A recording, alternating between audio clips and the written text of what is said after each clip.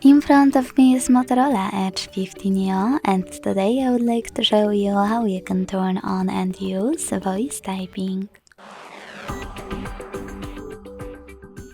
Begin by launching your keyboard and clicking on the microphone icon at the top right corner. If it's not visible, select this gear one instead. Tap on voice typing and use gray switcher to activate it.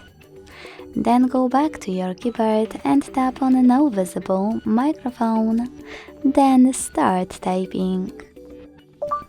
As you can see, voice typing is on. If you want to stop, tap on the same microphone again.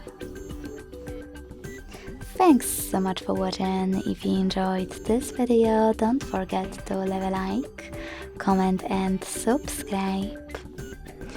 Bye!